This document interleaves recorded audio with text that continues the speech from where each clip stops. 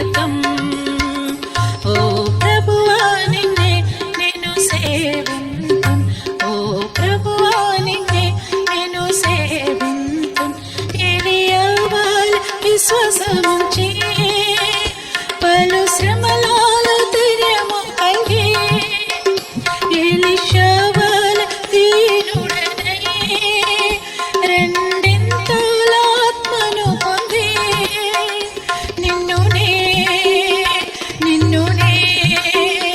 సేవింతు నిరతము నిన్నునే